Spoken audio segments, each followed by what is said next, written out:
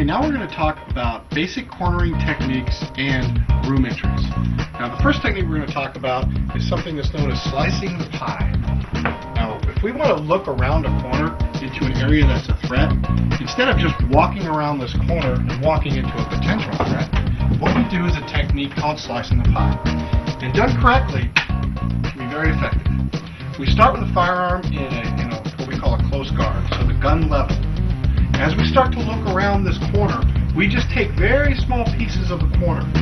And once I see that there's no threat there, then I advance a little bit more.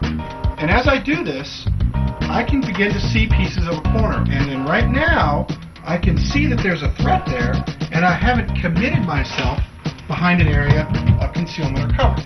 So, with a flashlight in my hand and a level gun concept, I can make sure that I align three things: eye, weapon, and light, and start to work around the corner like this.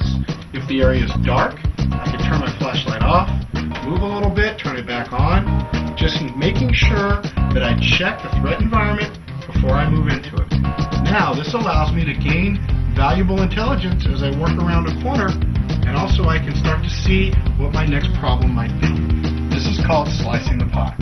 Now, if we were to do it another way and do it left-handed, I would need to switch the gun into my support hand.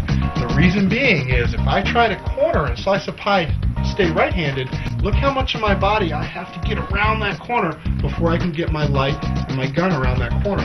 So it's very important that we learn to shoot both left and right-handed if we're going to work inside of a threat environment, so that I can slice the pie left-handed just like I slice the pie right-handed.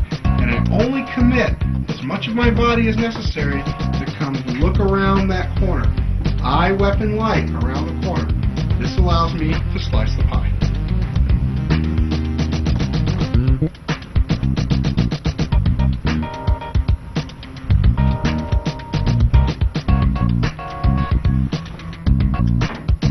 Now what we're going to talk about are two basic room entry techniques.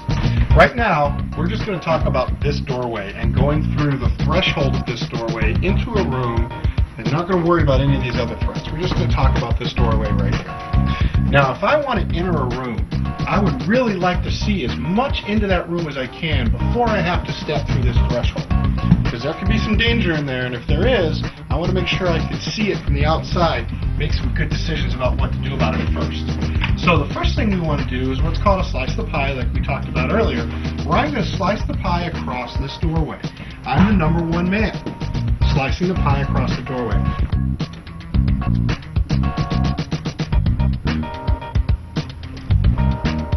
James, who's the number two man, is going to post on this side of the door. So as I slice the pie and come here all the way across the doorway, I'm left standing on the other side of the door. Now, if James and I were to both stay standing up, and I were to step into the room, there's nothing James can do to protect me from this deep corner if I stay standing up. Do you see how he has to move his gun out of the way? And if there's somebody over in this deep corner, they can shoot me in the back before James can even see it. But by changing my elevation, James staying tall and me squatting down, we can make simultaneous entry into the room. We can get two eyes, two guns, and two lights into this room all at the same time. And we call this a high-low crisscross. The number one man goes low. Number two man stays high. I'm going to slowly start to make my entry into this room, and James is going to come right across the top of it.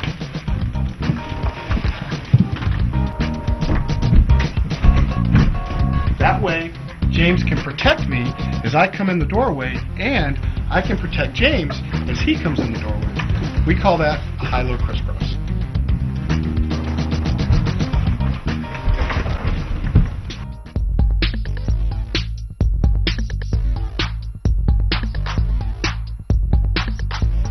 Now, we don't always have the luxury of being able to walk across this doorway and get on the other side like we'd like to. We want to see as much of the room as we can. Sometimes we have to stay on the same side of the doorway.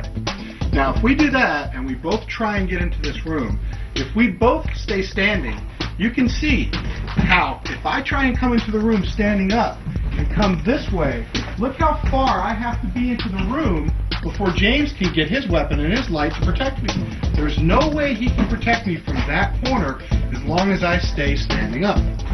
But if I change my elevation as the number one man, if I just get low, James can get his gun and his light on top of me.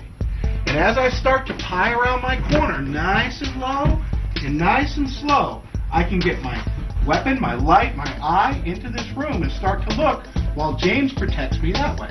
So we can continue this movement just like this, nice and low and nice and slow. Eventually, we're going to want to make entry into this room. When I do that, I just come and get that corner, James gets his corner, and we make entry into the room. We call that a modified entry. We're both on the same side of the door, so the number one man goes low.